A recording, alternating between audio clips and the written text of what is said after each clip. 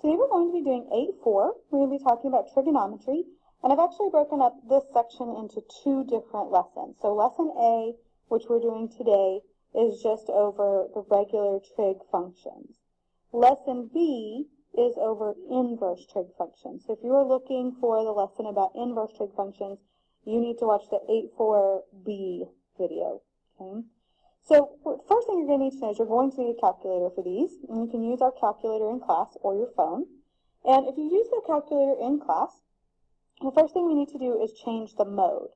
Anytime somebody clears out the memory in the calculator in class, what you're going to notice is that it will automatically reset this to radians, and we need it to be in degrees. Okay? So the first thing you have to do to be able to change that is you're going to press the mode button. Alright? When you press that, this is the screen that will pop up. You're going to press the down arrow until you're on radians. So we pushed this one first. Now we pushed this one. And then you're just going to go over to the right. And you will hit enter. Sorry, the enter button's down at the bottom of the calculator, so I can't push that right now. So you need to push enter. At that point, it will change your screen so it looks like this. Notice that the black box now is around the word degree. Okay? To get out of this screen, you're going to push the second button, and then you'll push the mode button again, because you notice the word in blue above mode is quit. So that will take you back to a blank screen so that you can use your calculator just like you have been. Now, the only thing that this will change any of your answers for are the trig functions that we talked about today. So anything else that you've been doing, you can still just keep doing the way you've always done it. It won't change any of your radicals or anything like that. So just keep that in mind. Also, notice, if you don't change your settings, then you will get two separate answers. So this first answer, okay, is with it set to radians, right? And so that is the wrong answer as far as we're concerned for our problems in here. It's not wrong for some other applications, but for what we're dealing with, it's wrong. You can't see that very, very well.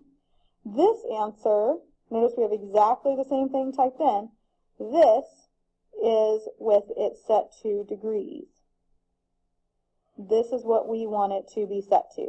This is going to be the right answer. So the first thing is, if you and your friend are getting two different answers and you're typing in the same thing, please be sure you check your mode, okay?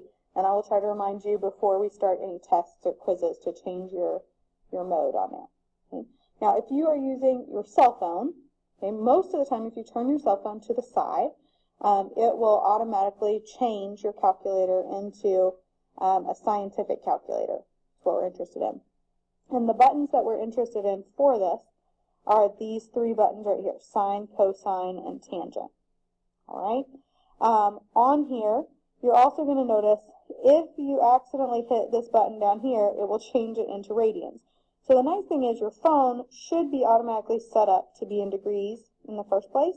Then if you push this button where it says rad, that will change it into radians. So the way it's set up right now on my screen is the way you want it to look. And you can always double check it with the calculators, see if you get the same answer. But I double checked on mine, and it seems like it should automatically be set up to degrees. And when I had an Android phone, I believe it was the same way. So you should be able to do both of those with your phone. Okay, so now we've talked a lot about what we're going to do for trig functions. So what are they? So we have three basic trig functions we're going to talk about, and they are sine, cosine, and tangent. And you're going to notice that they are all given a three-letter abbreviation. So sine looks like sin when they write it out. Cosine is COS, and tangent is TAN. Okay, so those are just abbreviations. They don't put the little period after them to show that they're an abbreviation all the time, but that's what they are. Okay, and what these are going to do is when we have a triangle, we're going to be able to find a missing side. Now, you're thinking, whoop-de-doo, we've been able to do that the whole time. But up to this point, if we wanted to find a missing side, we had to have one of two things be true. We either had to be given two sides, right, and then we could find the third one using Pythagorean theorem, or we had to have some similar triangles so we could write a proportion, And again, that meant we had to have several sides. So this is going to allow us, if we know an angle, so I'm going to call this angle A. If I know an angle and I know one side of the triangle, let's call this 4, then I can use this to find one of the other sides of the triangle, say the hypotenuse. Or I could use it to find this side of the triangle over here. And so that's going to be really, really handy. All right? So we're going to be using our calculators to do that. And here's how this works. You have 3 trig functions. We have sine, cosine, and tangent. Okay? Sine of A, because it's always got to be attached to an angle. Okay? Okay, so this A, you're going to notice is capitalized. It's going to be talking about an angle A. It's going to be given to you in degrees, right? So, for example, one of the angles might be 30 degrees. So it would be sine of 30, okay, so plug a number in place of that letter A, would equal the opposite side. So for this angle, the opposite side is this one. It's the one side that this angle does not touch. Okay, over the hypotenuse. And the hypotenuse doesn't change. It's the only angle, or sorry, the only side that doesn't change depending upon which angle you're looking at. Okay?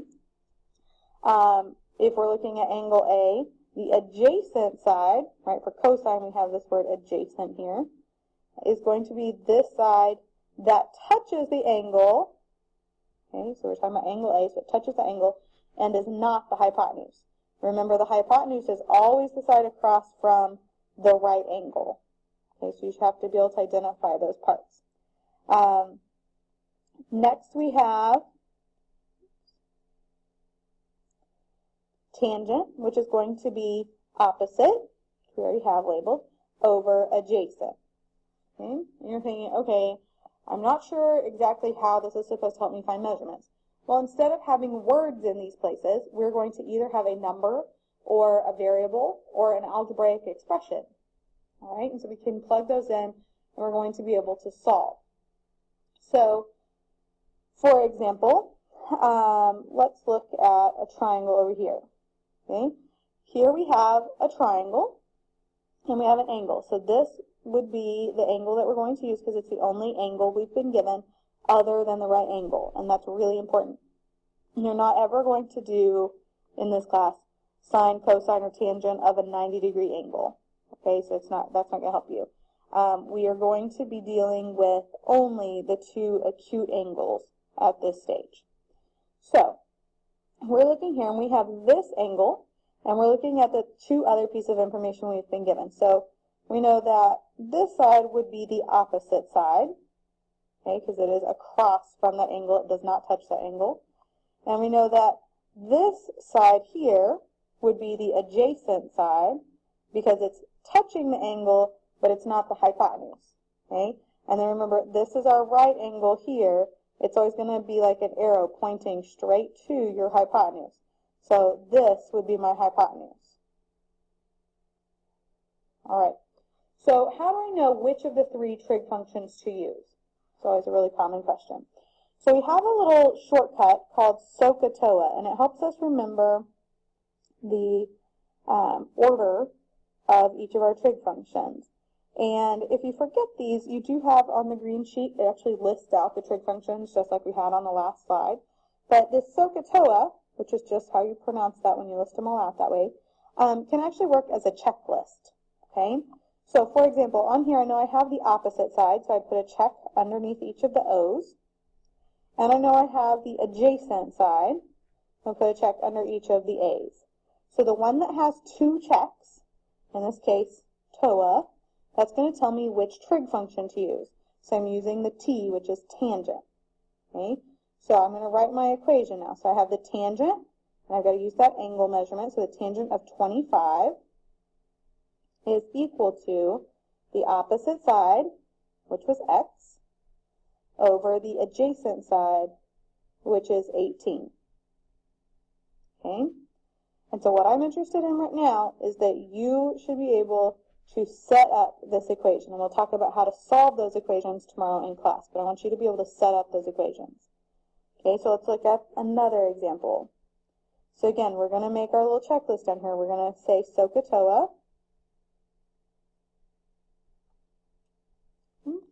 And we're going to look, and we say, okay, this is the angle that I've been given.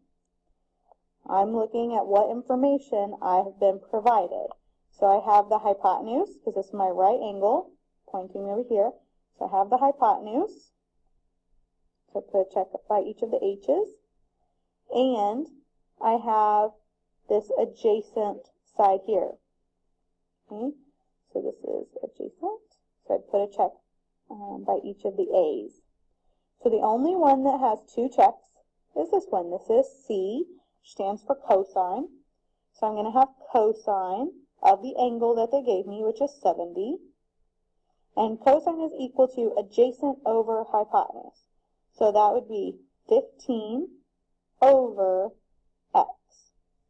And again, all I'm really interested in for today is you being able to set up that equation. And tomorrow in class, we'll talk about how to solve those equations. Last example. Again, we start off, we write down SOHCAHTOA. Okay. In here, the angle we've been given is a 7-degree angle. And we have the side opposite it. Okay. So this is opposite. We put check by each of the O's. And this is the hypotenuse. Okay, because the right angle here points at that side. So that's the hypotenuse. So put a check by each of the H's. The trig function that has two checks is sine. So we're going to have sine of that angle, which is 7 degrees, equals opposite, which is y, over the hypotenuse, which is 5. Okay. And again, I just want you to be able to set that up at this point. Okay. So today we talked about how to set your phone or your calculator, into the right mode. And then we talked about what the trig functions are. Remember, they're going to help us find the missing measurements of a side on a triangle. And we're going to have to use our calculators to do that. So just be prepared for that when you come to class tomorrow. And we will work out these 3 problems that we just looked at. Okay? So I really appreciate you taking the time to listen today. And I hope you have a lovely afternoon. Goodbye.